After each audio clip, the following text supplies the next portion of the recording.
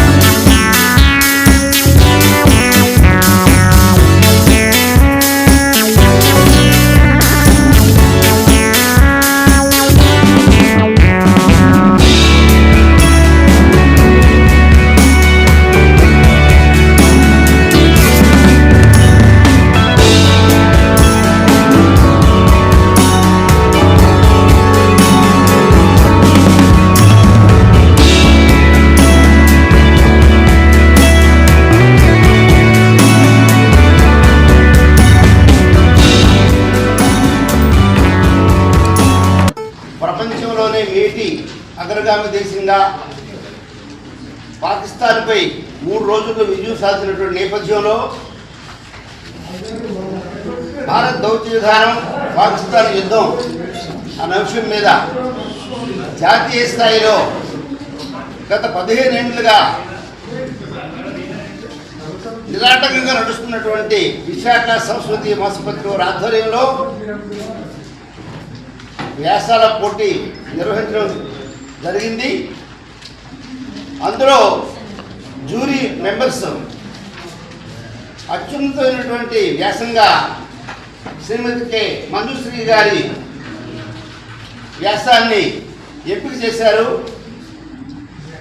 ఆమెకు విశాఖ సంస్కృతి మాసపత్రిక వారు 10,000 రూపాయలు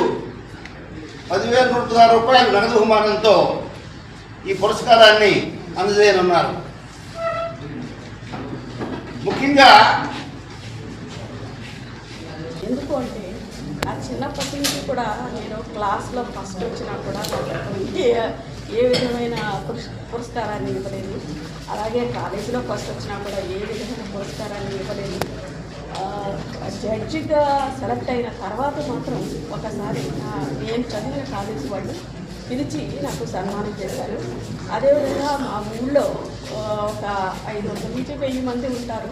వాళ్ళందరూ కూడా ఒక్కొక్కళ్ళు వచ్చి ఎంతో సంతోషంగా నాకు చాలా కప్పి నాకు సన్మానం చేసినప్పుడు చాలా కళ్ళకి నీళ్ళు వచ్చాయి. నాకు ఫస్ట్ టైం నాకు బిఏ ఫస్ట్ క్లాస్లో నేను పాస్ అయినప్పుడు మా జిల్లాకే మొత్తానికి బిఏ ఫస్ట్ క్లాస్లో నేనే పాస్ అయ్యానని ఒక ఆయన మా ఊళ్ళోనే ఒక ఆయన ఒక ఖరీదైన పెన్ను తీసుకొచ్చి నాకు కాకుండా మా నాన్నగారి దగ్గర అంటే డైరెక్ట్గా ఆడవాళ్ళని కలిసే అవకాశం ఉండేది కాదు అప్పట్లో. అందువల్ల మా నాన్నగారికి ఇచ్చి తప్పనిసరిగా ఆమెకి ఇచ్చి మీరు నా అభినందనలో తెలియజేయమని చెప్పినప్పుడు నేను నిజంగా ఐ వాజ్ ప్రౌడ్ 9 అన్నమాట. నేను మొదటిసారిగా ఆయన నాకు అప్రిసియేషన్ ఇచ్చేసరికి నాలో తెలియని ఉత్సాహం వచ్చిందన్నమాట. అంతవరకు ఎప్పుడు ఫస్ట్ వచ్చినా ఎంత టాలెంట్ చూపించినా సరే ఎవరు ఏమి అని అనేవారు కాదు. ఆయన ఇవ్వడంతో నాకు చాలా సంతోషం అనిపించింది, ఎంకరేజ్మెంట్ అనిపించింది. ఆ తర్వాత నేను డిస్ట్రిక్ట్ జడ్జెస్ టెస్ట్లో నేను పాస్ అయిన తర్వాత జడ్జిగా సెలెక్ట్ అయిన తర్వాత నా కాలేజ్ వాళ్ళు నాకు సన్మానం చేశారు. కానీ జ్యుడిషియరీ వాళ్ళు ఏ విధంగా ఎప్పుడూ ఎక్కడా కూడా నాకు ఏ విధమైన సన్మానం చేయలేదు. అది ఒక లోటుగానే ఉండిపోయింది నాకు. తర్వాత మా ఊళ్ళో వాళ్ళందరూ కూడా సన్మానం చేశారు. ఆ తర్వాత నాకు సిరి ఆర్ట్ గ్యాలరీ నుంచి హైదరాబాద్ నుంచి వాళ్ళు చాలా నా టాలెంట్ని మెచ్చుకొని నేను వేసిన పెయింటింగ్స్ అన్నీ కూడా బాగున్నాయి అని చెప్పి ఆ లేడీస్ కోసం అని చెప్పి ఒక దినోత్సవం జరుగుతుంది మార్చి 8 అంతర్జాతీయ మహిళా దినోత్సవం.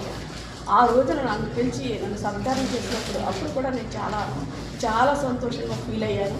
ఆ తర్వాత మళ్ళీ ఇదే సత్కారం నేను రాసినటువంటి పాకిస్తాన్తో యుద్ధం విశ్వవ్యాప్తంగా భారత దౌత్య విధానం అనేటువంటి వ్యాసం ఈ సెలక్షన్ కమిటీకి నచ్చి నాది సెలెక్ట్ చేసి గత ఆగస్టులో సెలెక్ట్ చేశారు.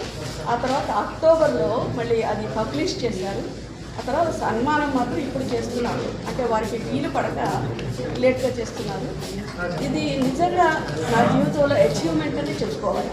ఎందుకు అంటే ఆయన నిజంగా పద్మశ్రీ అవార్డు గ్రహీత.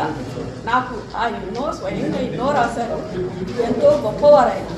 అలాంటి ఆయన నన్ను ఒక చిన్న వ్యాసకర్తని పిలిచి ఇంత గొప్పగా సన్మానం చేస్తున్నందుకు నేను సర్వదా శతదా సహస్రదా ఎల్లప్పుడూ కూడా నేను రుణపడి ఉంటానని చెప్పి ఈ సభాముఖంగా తెలియజేస్తాను.